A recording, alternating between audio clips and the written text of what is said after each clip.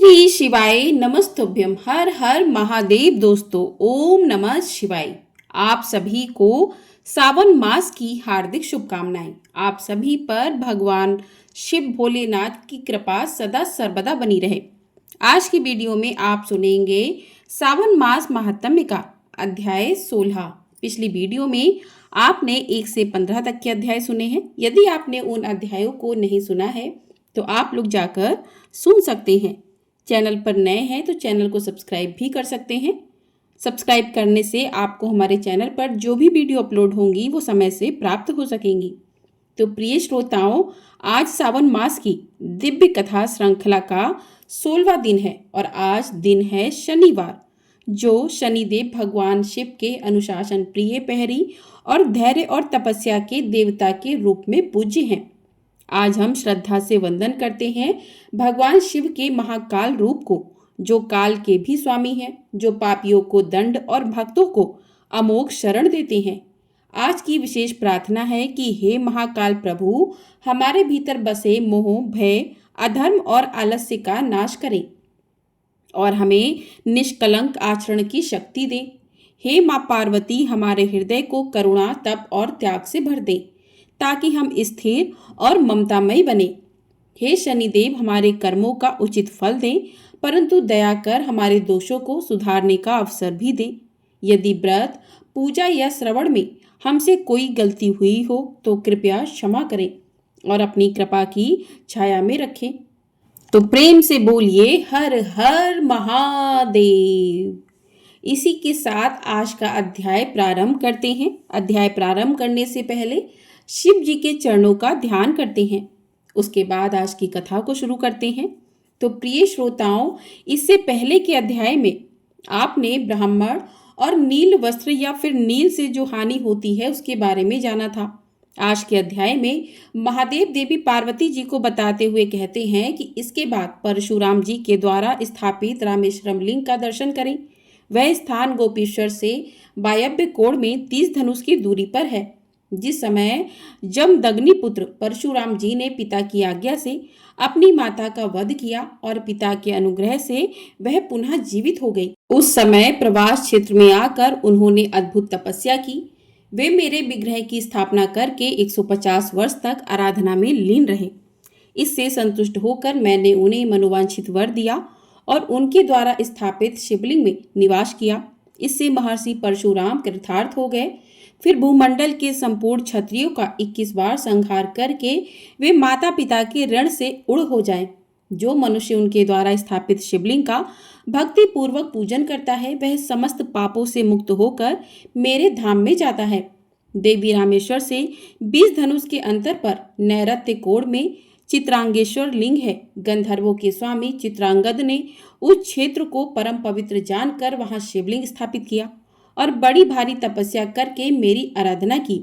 जो पुरुष भाव भक्ति से युक्त होकर उस लिंग की पूजा करता है वह गंधर्व लोक में जाता है और गंधर्वों के साथ आनंद भोगता है। उस स्थान से दक्षिण और नैऋत्य में 16 धनुष के अंतर पर रावेणस्वरम लिंग है, जिसकी स्थापना रावण ने की है। वहां उसने भक्ति पूर्वक उपवास करके मेरी आराधना की और गीतवाद आदि का आयोजन करके जागरण किया। 15 दिनों तक इस प्रकार मेरी अर्चना करने पर आकाशवाणी हुई, महाभाऊ दशग्रीव, मैं तुम पर बहुत प्रसन्न हूँ। मेरे प्रसाद से तीनों लोग तुम्हारे अधीन होंगे। मैं प्रतिदिन तुम्हारे द्वारा स्थापित शिवलिंग में निवास करूंगा। राक्षस राज, जो मनुष्य भक्ति पूर्वक रावेणस्वरम शिवलिंग की पूजा करेंगे वे शत्रुओं से अजय होंगे और मेरी कृपा से उन्हें परम सिद्धि प्राप्त होगी। ऐसा कहकर मेरी आकाशवाणी मौन हो गई। रावण ने भी संतुष्ट होकर बारंबार मेरा पूजन किया और तीनों लोकों पर विजय पाने की इच्छा रखकर वह पुष्पक विमान पर आरूढ़ होकर अभिष्ट स्थान को चला गया। रावेणस्वरम से पश्चिम 5 धनुष दूर सौभाग्यदायिनी गौरी का निवास है, जहां पर सौभाग्य की इच्छा रखने वाली अरुंधति देवी ने गौरी जी की आराधना में तत्पर होकर घोर तपस्या की थी। गौरी देवी के प्रसाद से ही उन्हें उत्तम सिद्धि प्राप्त हुई। जो माघ शुक्ला तृतीया को भक्ति पूर्वक गौरी जी की पूजा करता है वह 7 जन्मों तक सौभाग्यशाली होता है। महादेव जी कहते हैं, वावेषणस्रे वायव्य कोण में 30 धनुष की दूरी पर पोलमेश्वर लिंग है। इसकी स्थापना पुलोम पुत्री शशि ने की थी, जिस समय तारकसुर ने देवताओं का राज्य छीन लिया और स्वयं इंद्रपथ पर अधिकार जमा लिया तथा उसके भय से व्याकुल इंद्रदेव कहीं भाग गए। उस समय उनकी पत्नी सची ने शोक से दुर्लभ होकर मेरी आराधना की। इससे संतुष्ट होकर मैंने सची से कहा, देवी, मेरा पुत्र तारकासुर का वध करेगा, तुम निश्चिंत होकर जाओ। जो मनुष्य इस पोलमेश्वर लिंग का पूजन करेगा वह मेरा पार्षद होकर मेरे समीप पहुंच जाएगा। यह सुनकर पतिव्रता इंद्राणी देवराज इंद्र के पास चली गई। महादेव जी कहते हैं, देवी, वही पाताल विवर से युक्त एक महापीठ है जहाँ महाकाली देवी निवास करती हैं। वे सब दुखों की शांति तथा समस्त शत्रुओं का नाश करने वाली हैं। कृष्ण पक्ष की अष्टमी को आधी रात में गंध पुष्प आदि उपचारों से विधि पूर्वक पूजा करने पर वे समस्त दुखों को दूर करती हैं। जो स्त्री शुद्धित होकर 1 वर्ष तक प्रत्येक शुक्ल पक्ष की तृतीया को विधि पूर्वक देवी की पूजा करती हैं, वह 7 जन्मों तक क्षुधा, दुर्भाग्य और दीनता का कष्ट नहीं भोगती। ब्रह्मकुंड से उत्तर में थोड़ी ही दूरी पर पुष्करावत का नदी है। पूर्व काल में जब महात्मा सोम का यज्ञ प्रारंभ हुआ, उस समय उनका निमंत्रण पाकर सोमनाथ की प्रतिष्ठा कराने के लिए सब देवताओं के साथ ब्रह्मा जी भी प्रवास क्षेत्र में आए और इस प्रकार बोले कि मैं जब तक यहाँ रहूं तब तक त्रिपुष्कर तीर्थ में ही मुझे तीनों समयों की संध्या करनी चाहिए। इसी समय जब लगन काल उपस्थित हुआ तब वेद चिंतक ब्राह्मणों ने बताया कि यही प्रतिष्ठा के लिए सबसे उत्तम समय है। उस समय ब्रह्मा जी को पुष्कर तीर्थ की ओर प्रस्थान करते देख निशानाथ चंद्रमा ने कहा, भगवान, ज्योतिषियों ने प्रतिष्ठा के लिए यही शुभ मुहूर्त बताया है। यह मुहूर्त बीतने ना पाए, इसका ध्यान रखना चाहिए। तब ब्रह्मा जी ने मन ही मन पुष्कर तीर्थों का चिंतन किया। उनके स्मरण करते ही वे तीनों नदी के तट पर प्रकट हो गए। उस समय नदी में ज्येष्ठ, मध्य और कनिष्ठ 3 भंवरें उठी।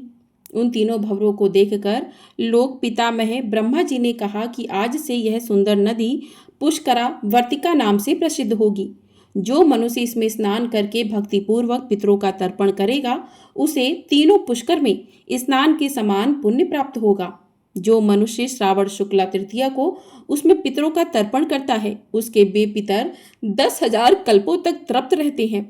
वहीं कंकाल भैरव नामक क्षेत्रपाल हैं जिन्हें उस क्षेत्र की रक्षा के लिए भैरव जी ने नियुक्त किया है। जो श्रावण शुक्ला पंचमी तथा अश्विन शुक्ला अष्टमी को कंकाल भैरव का भक्तिपूर्वक पूजन करता है, उस महात्मा के उस क्षेत्र में निवास के लिए वे सभी विघ्नों का निवारण करते हैं और उसकी पुत्र की तरह रक्षा भी करते हैं। उस स्थान के दक्षिण भाग में ब्रह्मकुंड के समीप दरिद्रता का नाश करने वाले बालेदित्य विराजमान हैं।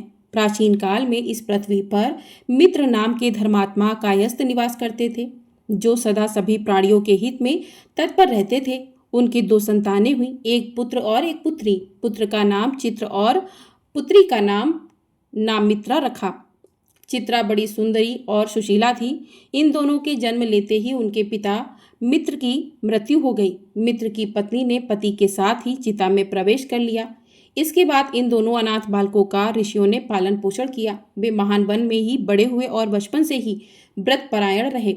एक बार प्रवास क्षेत्र में आकर उन दोनों ने महादेव सूर्य की उपासना स्थापना की और वे बड़ी भारी तपस्या में लीन हो गए।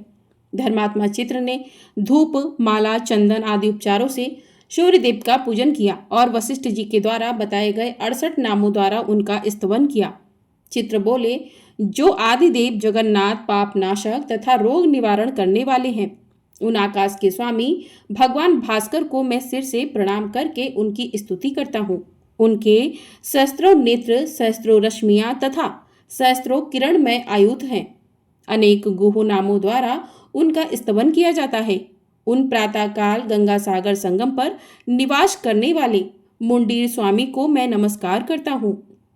मध्याह्न काल में यमुना तटवर्ती भगवान काल प्रिय को और सूर्यास्त के समय चंद्रभागा नदी के तट पर विराजमान श्री मूल स्थान को मैं प्रणाम करता हूँ, जहाँ उपवास करके श्री श्याम जी को स्वतः सिद्धि प्राप्त हुई है। काशी में लोहिताक्ष, गोभिलाक्ष में बृहड़मुख, प्रयाग में प्रतिष्ठान, महाद्वितीय में ब्रह्मादित्य, वृद्धादित्य, कोट यक्ष में द्वादशादित्य, चतुर्घट में गंगादित्य, नैमिषारण्य में गोलस्थ, भद्रपुट में भद्र, जया में विजयादित्य, प्रभास में स्वर्णवेतस, कुरुक्षेत्र में सामंत, इलाव्रत में त्रिमंत्र, महेंद्र में क्रमणादित्य, हिरण्य में सिद्धेश्वर, कौशाम्भी में पद्मबोध, ब्रह्मबाहु में दिवाकर, केदार में चंडकात, नित्य में तिमिरापह, गंगा मार्ग में हरिद्वार, भूप्रदीपन में आदित्य सरस्वती, तट पर हंस, प्रथोदक में विश्वामित्र, उज्जैनी में नरद्वीप, सिद्धापुरी में अमित द्वितीय, कुंती कुमार में सूर्यपंच, नदी में भिवासु, मथुरा में विमलादित्य, संग में संज्ञादित्य, श्रीकंठ में मार्तंड, दशान में दंडक, गोधन में गोपति, मरुस्थल में कर्णदेव, देवपुर में पुष्प, लोहित में केशवादित्य, वैदिश में शार्दुल, शोड़ में अरुणवासी, वर्धमान में सांबादित्य, कामरूप में शुभंकर, कान्यकुब्ज में मेहर, पुण्यवर्धन में मंदार, गांधार में शोभणादित्य, लंका में अमरदती, चंपा में करुणादित्य, प्रबोध में शुभदर्शी, द्वारावती में पार्वत्य, हेमवंत में हिमापह, लोहित में महातेज, अमलागम में धुर्जटी, रोहितिक में कुमार, पद्म में पद्म संभव, लाटा में धर्मादित्य, अर्बुद में स्थविर, कोबेरी में सुखप्रद, कौशल में गोपति, कोकड़ में पद्मदेव, विंध्य पर्वत पर तापन, कश्मीर में त्वष्टा, चरित्र में रत्न संभव, पुष्कर में हेमगर्भ, गवस्तिक में सूर्य प्रकाशा में मुंजाल, तीर्थग्राम में प्रभाकर, कामिल्य में एकलादित्य, धन्यक में धन्यवासी, नर्मदा तट पर अनल तथा सर्वर्थ गगनाधीप नाम से प्रसिद्ध सूर्यदेव को मैं नमस्कार करता हूँ। यह भगवान भास्कर के 68 नाम हैं जो मनुष्य प्रतिदिन प्रातः काल उठकर पवित्र होकर भक्ति भाव से इन नामों को पढ़ता अथवा सुनता है वह सब पापों से मुक्त हो जाता है। महादेव जी कहते हैं, देवी शुद्ध चित्त वाले चित्र के इस प्रकार स्तुति करने पर भगवान सूर्य ने प्रसन्न होकर कहा, वत्स तुम्हारा भला हो, तुम कोई वर मांगो। चित्र ने कहा कि हे उष्ण रश्म, सभी कार्यों में मेरी रुचि हो और मेरी मुझे कुशलता प्राप्त हो। तब तथास्तु कहकर भगवान सूर्य ने उनकी इच्छा पूर्ण की। तब से चित्र सर्वार्थ कुशल हुए। धर्मराज को जब यह बात पता चली तब उन्होंने सोचा, अगर यह मेरा लेखक हो जाता तो बड़ा अच्छा होता। एक दिन चित्रार समुद्र के भीतर अग्नि तीर्थ में स्नान करने के लिए गए। उसमें प्रवेश करते ही यमदूत उन्हें शरीर सहित यमपुरी उठाकर ले गए। वहां वे चित्रगुप्त नाम से प्रसिद्ध हुए। चित्रगुप्त जी संपूर्ण विश्व के शुभाशुभ चरित्रों को लिखते रहते हैं, इसलिए उनके द्वारा स्थापित सूर्यदेव का नामित्रादित्य हुआ। जो मनुष्य सप्तमी को उपवास करके उनकी पूजा करता है उसे 7 जन्मों तक दरिद्रता और दुखों की प्राप्ति नहीं होती। प्रेम से बोलिए हर हर महादेव, ओम नमः शिवाय। तो इस प्रकार से आज का महात्म्य यहीं पर समाप्त हुआ। इसके आगे का वृत्तांत आप लोग अगले अध्याय में सुनिएगा। अब सुनिए भगवान महादेव के रामेश्वरम ज्योतिर्लिंग की कथा। पिछली वीडियो में आपने बाकी की जो भी ज्योतिर्लिंग है उनकी कथाएं सुनी हैं। आज की वीडियो में रामेश्वरम ज्योतिर्लिंग की कथा सुनते हैं। भगवान शिव के 12 ज्योतिर्लिंग हैं। 12 ज्योतिर्लिंगों में से एक है तमिलनाडु के रामनाथपुरम में स्थित रामेश्वरम ज्योतिर्लिंग। रामेश्वरम मंदिर की कथा भगवान श्री राम से जुड़ी हुई है। ऐसी मान्यता है कि इस शिवलिंग की स्थापना त्रेता युग में स्वयं भगवान श्री राम ने की थी। रामायण के अनुसार त्रेता युग में भगवान श्री राम ने धर्म की रक्षा करने के लिए, धर्म की स्थापना करने के लिए अवतार लिया था। उस समय रावण के कारण सृष्टि में अधर्म फैल रहा था। रावण एक ब्राह्मण था, इस वजह से रावण का वध करने पर भगवान श्री राम पर भी ब्रह्म हत्या का पाप लगा था। मान्यता है कि अयोध्या के राजा भगवान श्री राम ने लंकापति रावण से युद्ध करने से पहले विजय की कामना के लिए कामना करते हुए इसी स्थान पर रेत का शिवलिंग बनाकर भगवान शिव की साधना की थी, जिसके बाद भगवान शिव यहाँ पर ज्योति रूप में प्रकट हुए। रामेश्वरम ज्योतिर्लिंग की कथा शिव पुराण में भी वर्णित है और यह बात उस समय की है जब रावण माता सीता का अपहरण करके उन्हें लंका ले गया था और माता सीता की खोज करने के लिए जब भगवान श्री राम तट पर पहुंचे तो उन्होंने देखा कि लंका तो समुद्र के ठीक उस पार स्थित है। यह देखकर भगवान श्री राम असमंजस में पड़ गए कि इतना विशाल समुद्र भला पार कैसे होगा, और वे यह चिंतन करने लगे कि कैसे इस समुद्र को पार किया जाएगा और कैसे रावण को हराया जाएगा। वैसे तो भगवान श्री राम भगवान शिव के बहुत बड़े भक्त थे और हर रोज भगवान शिव की स्तुति किया करते थे, किंतु किसी कारणवश तथा उनके सामने आई कठिनाइयों के कारण उस दिन भगवान श्री राम भगवान शंकर की पूजा अर्चना करना भूल गए। बिना पूजा किए हुए ही भगवान श्री राम उसी स्थान पर ठहर कर जल पी रहे थे कि तभी आकाशवाणी हुई कि मेरी पूजा किए बिना ही जल पीते हो। इस आकाशवाणी को सुनकर भगवान श्री राम ने बालू से शिवलिंग बनाकर उसकी पूजा की। फिर भगवान शिव से रावण पर विजय प्राप्त करने का आशीर्वाद भी मांगा। उन्होंने प्रसन्नता के साथ यह वर भगवान श्री राम को दे दिया। भगवान शिव ने लोक के कल्याण के लिए ज्योतिर्लिंग के रूप में वहां निवास करने की सभी की प्रार्थना भी स्वीकार कर ली। कहते हैं तभी से रामेश्वरम ज्योतिर्लिंग वहां पर विराजमान है। रामेश्वरम ज्योतिर्लिंग की एक और कथा है। इस कथा के अनुसार जब भगवान श्री राम रावण का वध करके लौट रहे थे तब उन्होंने अपना पहला पड़ाव समुद्र के इस पार गंधमादन पर्वत पर डाला था। वहां बहुत से ऋषि मुनिगण उनके दर्शन करने के लिए उनके पास आए।